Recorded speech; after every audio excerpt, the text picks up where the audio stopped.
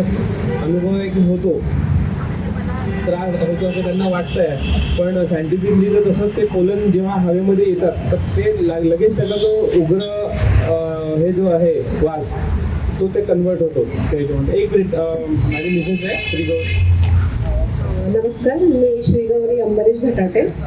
जे मिथ्स आहेत ते थोडेसे क्लिअर करणं आमचं काम आहे, तर त्यांच्या वतीने मी सांगते आहे की सगळ्यात पहिली गोष्ट की हा जो सप्तपर्ण आहे ह्याच्या फुलाचे पोलन्स इकडे तिकडे वातावरणात पसरत नाही. त्याच्यामुळे पोलन्सनी आपल्याला श्वासोश्वासाचा काही त्रास होऊ शकतो, हे अगदी चुकीचं आहे, कारण की पोलन्स जातच नाही, पहिली गोष्ट. सेकंडली, ह्याचा जो फुलांचा सुगंध असतो, व्हॉलेटाईल ऑइल आहे ह्याच्या फुलांमध्ये, त्याच्यामुळे तुरंत वातावरणामध्ये तो बाष्पीभवन जे म्हणतात इव्हॅपोरेट होतो आणि म्हणून एवढा सगळा जो उग्रगंध असतो तो पसरतो.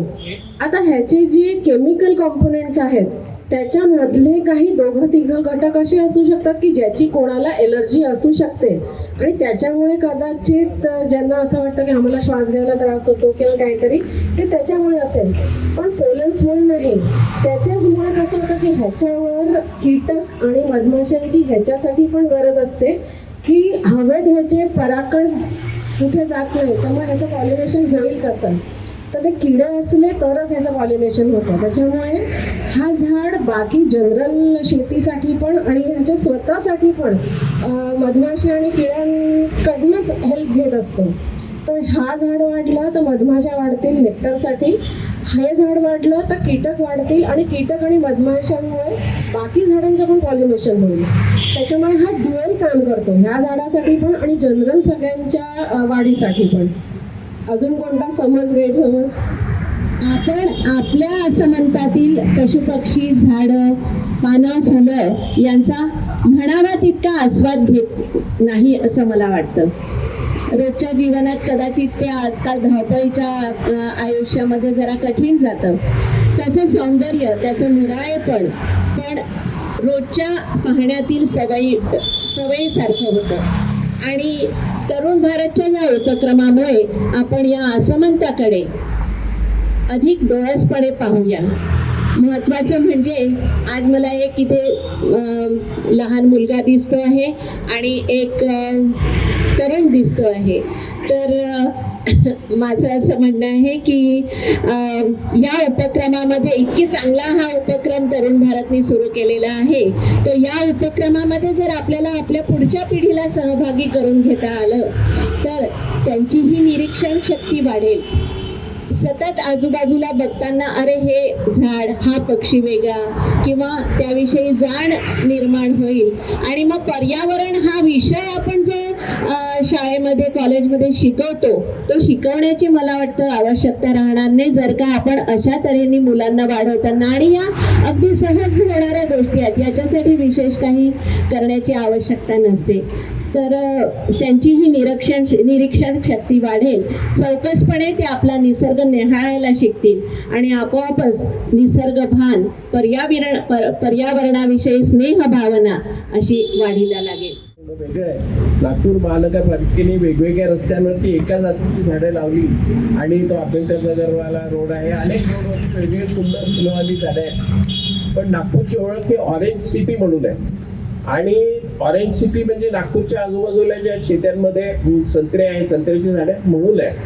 पण 2 वर्षापूर्वी मी नोव्हेंबरमध्ये व्हॅलेन्शिया म्हणून आहे, स्पेनमध्ये शहर आहे, तुम्ही गुगल सर्च केलं तर तुम्हाला ताबडतोब कळेल. तर त्याला ते ऑरेंज सिटी हे नाव आहे त्या व्हॅलेन्शिया शहराचं. आणि त्या शहरामध्ये शहरभर झाडाच्या दोन्ही बाजूला संत्र्याची झाडं लागलेली आहेत. आणि ती बऱ्यापैकी आपल्या इथला संत्रा जो आहे तो साधारणपणे 10 फूट उंच असतो. तो संत्र्याचा वृक्ष हा 15 फूट होतो आणि फळं त्याला इतकी लगबग लागलेली असतात की कोणीही ते तोडून खाण्यामध्ये त्यांना इंटरेस्ट नसतो, इतकी जास्त फळं असतात तिथे. तर मला तरुण भारताच्या या उपक्रमाच्या निमित्ताने त्यांनी कॉर्पोरेशनला जर का विनंती केली की नागपूरमध्ये असा एखादा ऑरेंज स्ट्रीट एकच जरी केला तरी हरकत नाही, तर नागपूरची जी ओळख आहे ती ऑरेंज सिटी म्हणून ही खऱ्या अर्थाने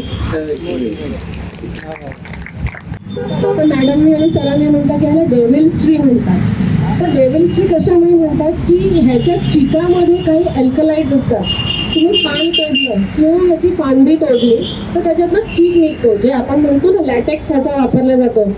तर तो इतका कडू असतो, अतिशय कडू असतो तो, की त्याच्यामुळे गुराढोरं याला खात नाही. म्हणून मग हे डेव्हिल्स ट्री. आणि ह्याला 7 पानं आहे म्हणून सप्तपर्ण म्हणतात. सप्तपर्ण संस्कृत नाव आहे. मराठीमध्ये ह्याला सातवीण किंवा सातवण म्हणतात आणि हिंदीमध्ये सौतन म्हणतात किंवा शैतानी असं काहीतरी त्याचं नाव दिलं जातं. तर ते मला वाटतं त्याच्याच वर्ण की 7 वर्ण ते अपभ्रंश होत होत सप्तचं 7, 7 वरचं सौतन असं काहीतरी ह्याचा हे झालेला असणार.